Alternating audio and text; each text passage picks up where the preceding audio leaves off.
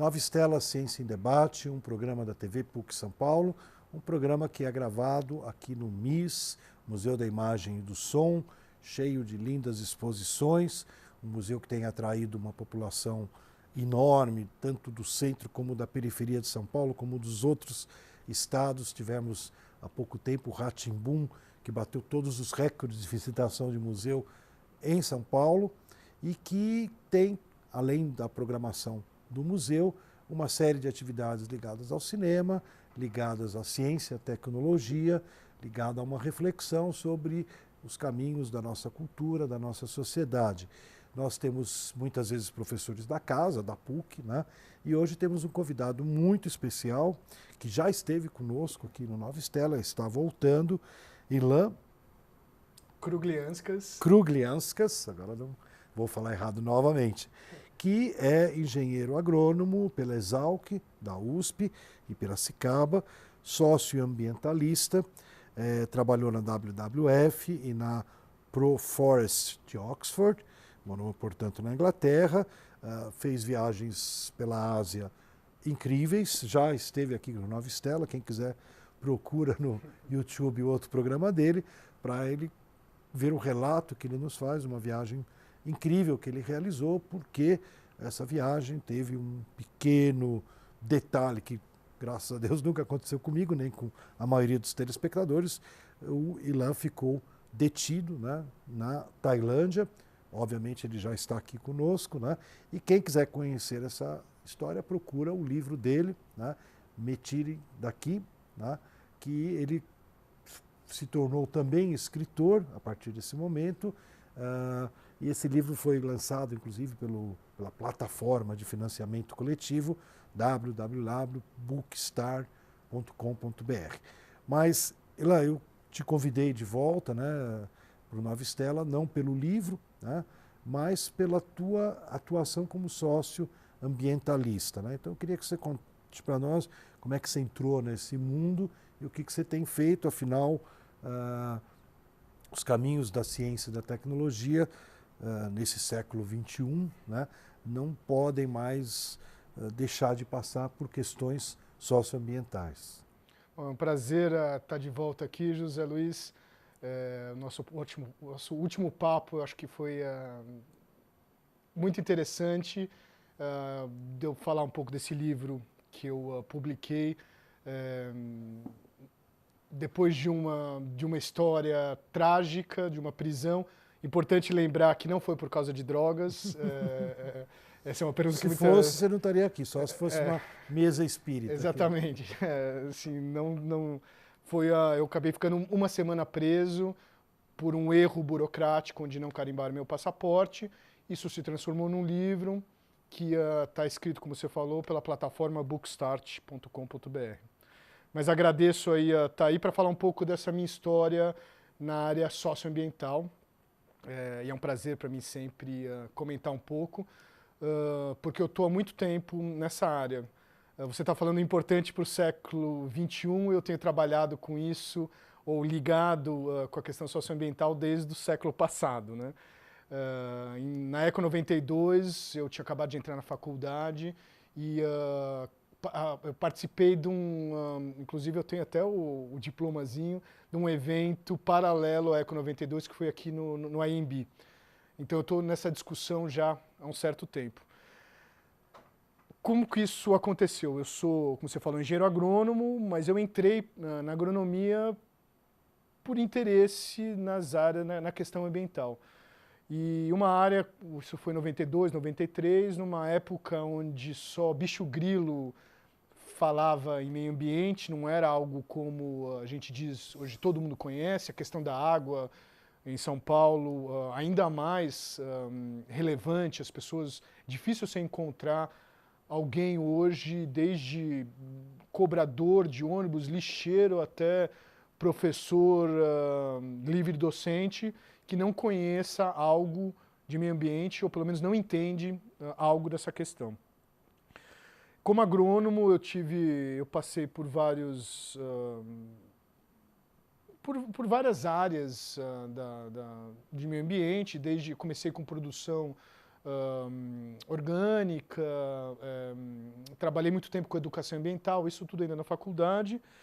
E eu tenho um mestrado em ciência ambiental pelo PROCAM, na USP, que é um programa interdisciplinar em ciência ambiental da USP.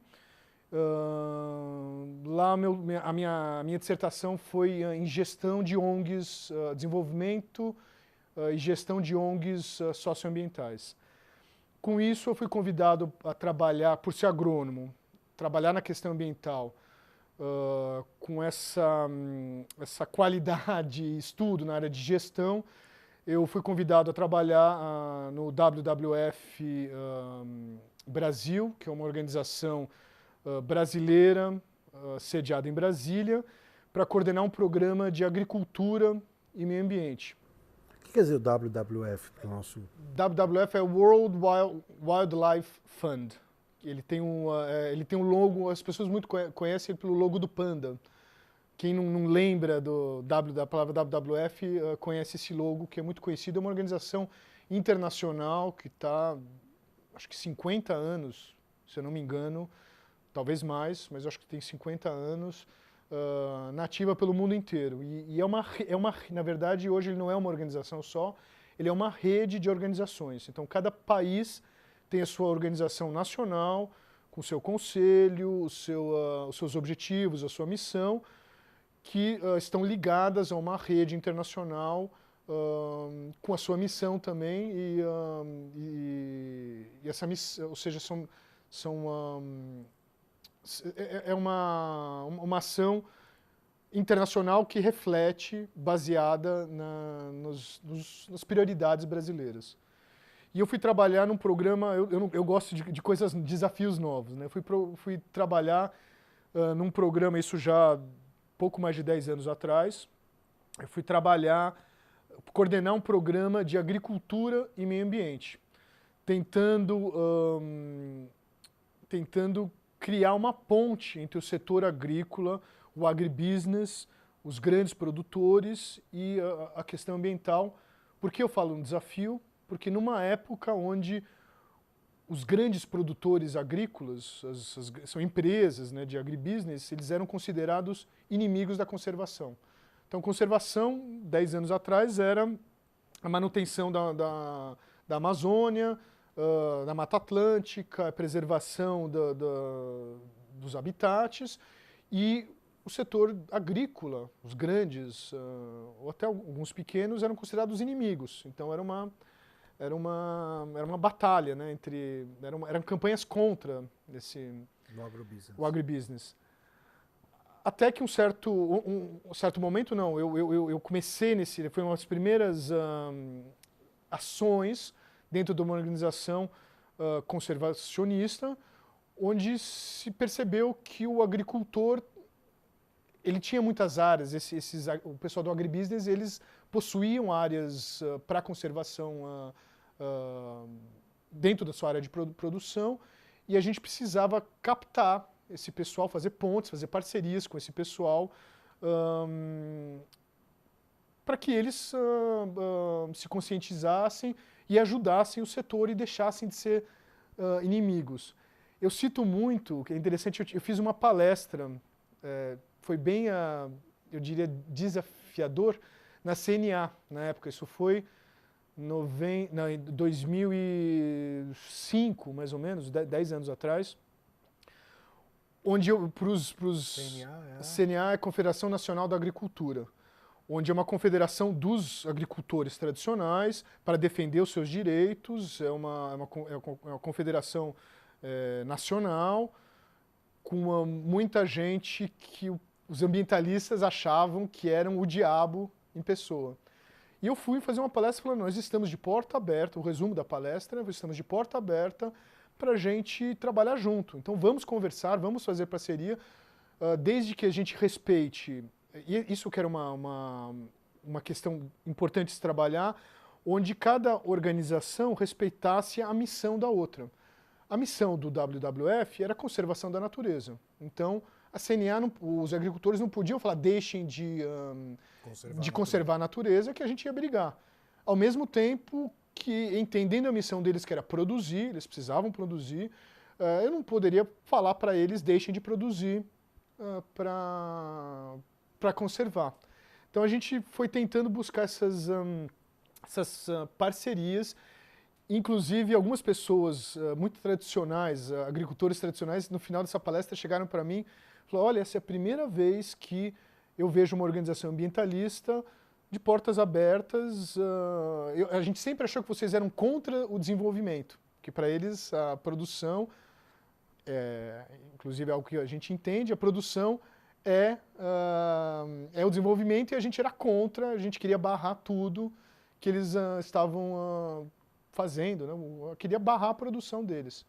E eu fui abrir e falei: não, estamos abertos e vamos fazer parceria. Como é que a gente pode ajudar vocês a continuarem produzindo, conservando a natureza, e como vocês podem ajudar a gente a conservar a natureza de uma forma que o teu negócio funcione, né? Então essa foi um desafio muito grande, foi um grande desafio aí nessa época. E é possível? É possível. Hoje em dia, a maioria das organizações ambientalistas, a maioria não, acho que todas, é difícil você encontrar, a não ser que é uma organização muito de esquerda, radicalmente contra o sistema capitalista, não trabalharem juntos em parcerias. Então, tanto o WWF, as grandes organizações, que é o WWF, o Greenpeace, que a maioria das pessoas conhecem, a TNC, que é o The Nature Conservancy, o CI, que é Conservation International, bom, e diversas outras têm uma área de agricultura e cada um tem o seu projeto, a sua missão, a sua forma de lidar com a questão de maneiras diferentes, mas trabalhando em parcerias. As grandes empresas de agribusiness hoje, Monsanto, as grandes empresas de cana-de-açúcar, de álcool, de etanol, Agora na entrevista agora estou sem os nomes, mas as grandes, a Dreyfus... Não precisa fazer merchan, deixa... não, são empresas que são grandes empresas. Essas empresas enormes hoje, elas não têm como... elas que são produtoras ou grandes compradoras de produtores, eles não têm hoje em dia como não trabalhar a questão ambiental.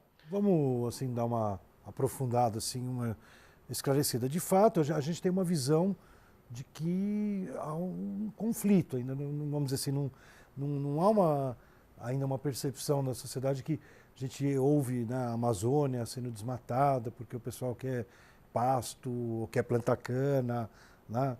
E como é possível, então, como você falou, esse relacionamento mútuo entre o projeto ambientalista e a produção em grande escala, com grandes lucros e tudo mais?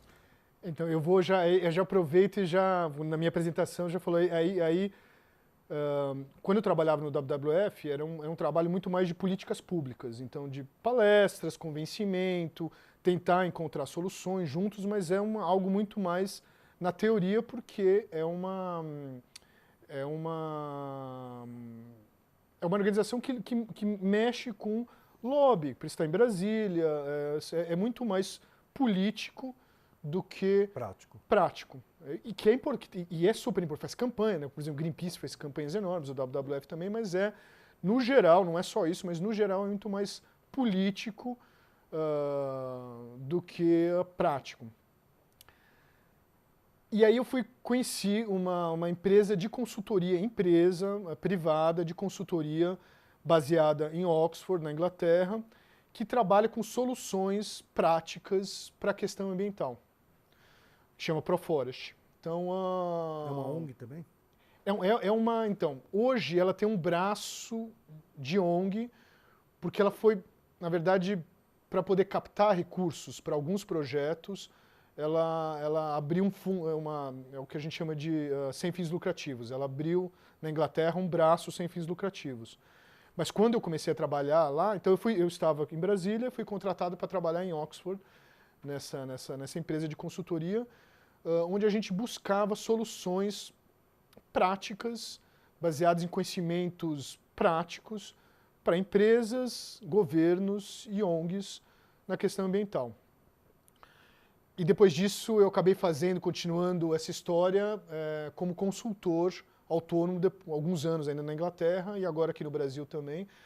E basicamente, qual é a solução, né? A primeira, algumas organizações elas já têm a sua estratégia, a sua política de sustentabilidade.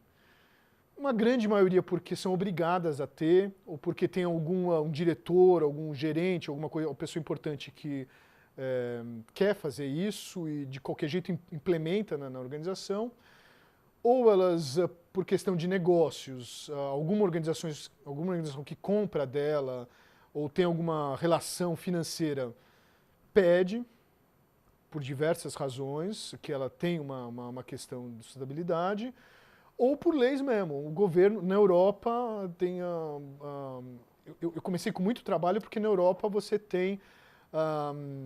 eu vi até um outro programa com o José Goldenberg, né, falando da questão... eu não lembro se ele falou da questão do RED. O RED é uma lei da União Europeia que obriga todos os países a diminuir as suas emissões. Ele não falou da lei, mas ele falou desse compromisso. Chama Renewable Energy Directive, diretiva de energia renovável. Então, eles são cada país na Europa eles são obrigados a reduzir as suas emissões. Trocando energia por energia renovável. Exatamente. E, por exemplo, uma questão é a questão de usar biocombustíveis, que hoje tem se discutido menos aqui no Brasil, mas se discutiu bastante tempo.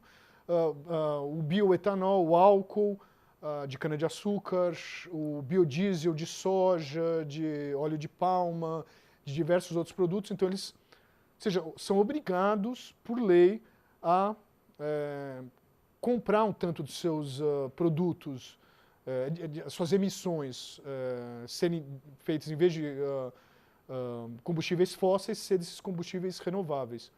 Só que esses combustíveis renováveis também precisam ser produzidos de forma sustentável.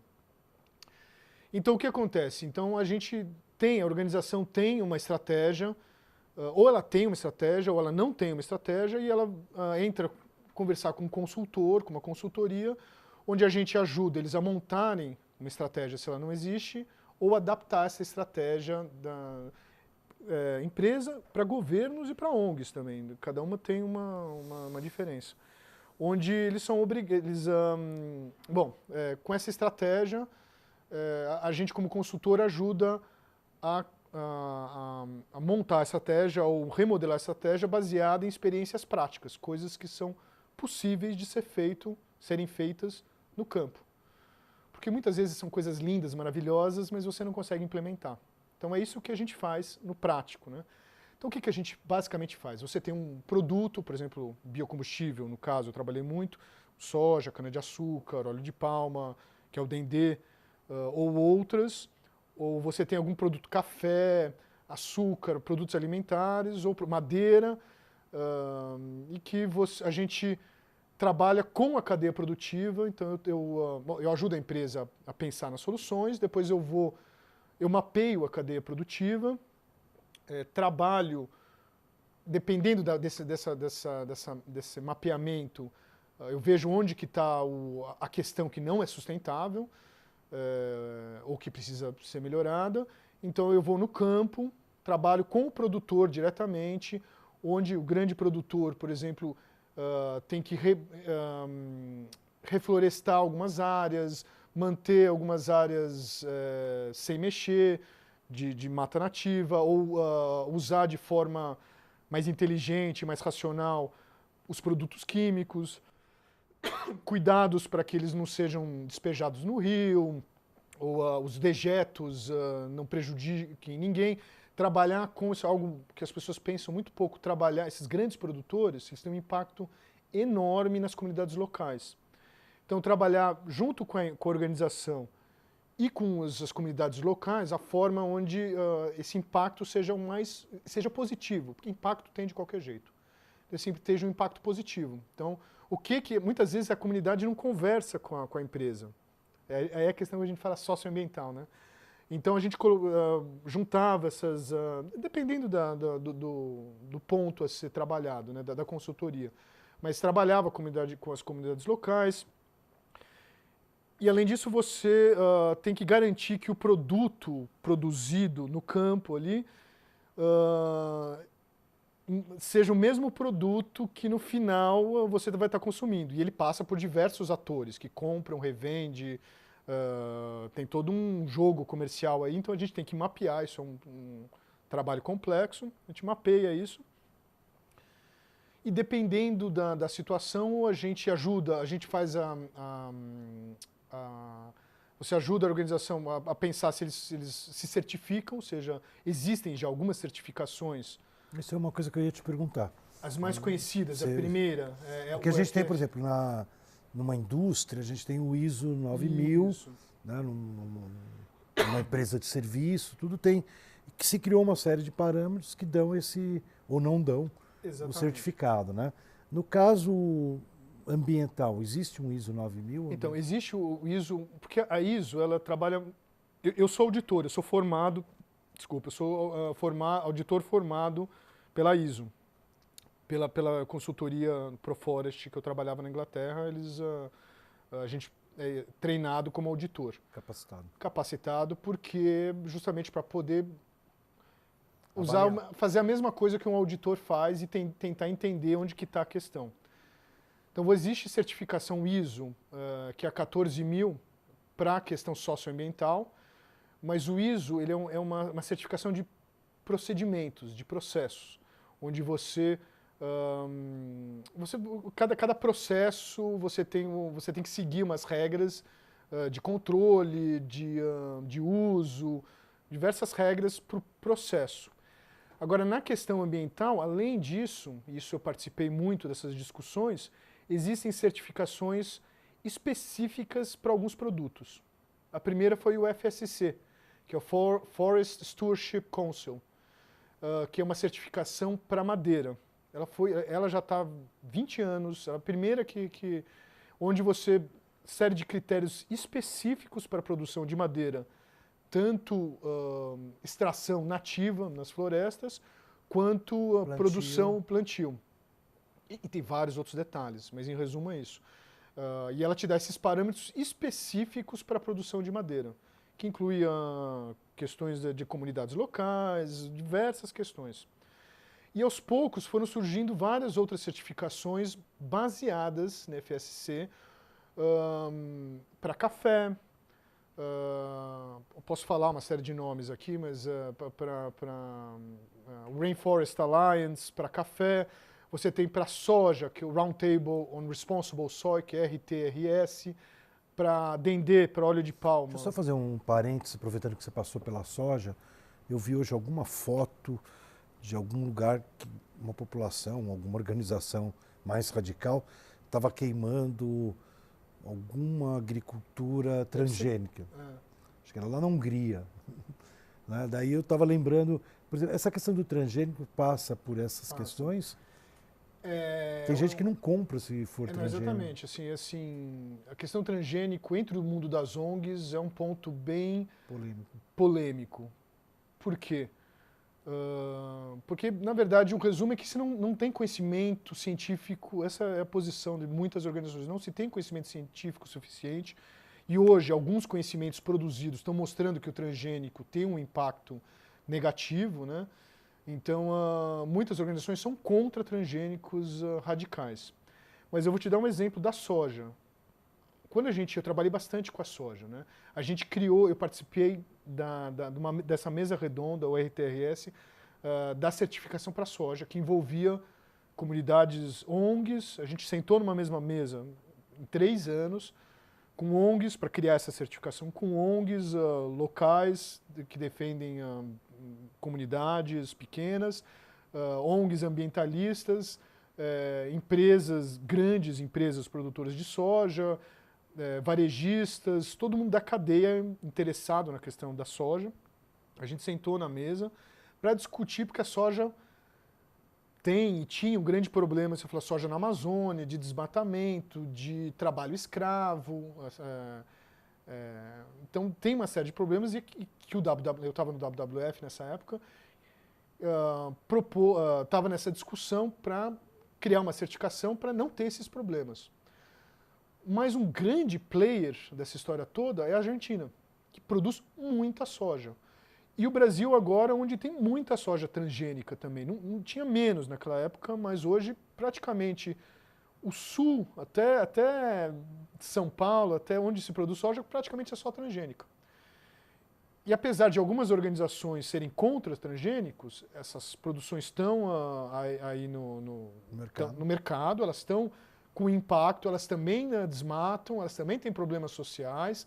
Então a ideia era que se você não colocasse os transgênicos para ser certificado como boa prática agrícola, né, eles iam ficar fora. Então você faz... Aí o Brasil, parte do Brasil e a Argentina iam ficar fora, que são os maiores produtores. Estados Unidos também é quase tudo transgênico. Os maiores produtores de soja do mundo não iam ter a forma de se certificar. Então o que desses 3 anos de discussão aconteceu? E isso que é o que eu defendo hoje, eu vou até falar só, né, é você definir, você tem uma certificação para soja de produção responsável e você tem uma certificação de soja de produção responsável transgênica. Então você pode falar, o meu não é transgênico. E para mim a grande questão, e saiu agora, foi um retrocesso enorme para o Brasil, eu não sei se você leu, eles acabaram, o Brasil aprovou uma lei, alguns anos atrás, onde você era obrigatório, você tem o T de transgênico no produto. E eles resolveram tirar. Que é informação, é básico. Eu tenho direito de escolher se eu quero comer transgênico ou não. E isso acabou de sair. Foi um retrocesso gigantesco. Ou seja, eu vi até uma coisa no Facebook dizendo assim, um produto, foi uma gozação, dizendo assim, um produto da Monsanto, que é uma grande produtora de transgênico, né? Monsanto dizendo, em inglês, né? Food, comida, né? Não me importa o que esteja, não importa o que seja aqui, é comida, e não me enche o saco. Tradução do inglês. E lá eu vou te interromper. A gente ficava horas. A gente está chegando. Horas, não, eu acho muito importante o trabalho que você faz e acho importante que esse trabalho avançou até esse nível tão prático que você conseguiu indicar, além de ser discussões que começaram há algumas décadas. Nova Estela Ciência e Debate, um programa da TV PUC que espera contar para debates tão interessantes como esses sobre a certificação ambiental da nossa produção. Volta em uma semana, esperando ter o nosso telespectador novamente aqui.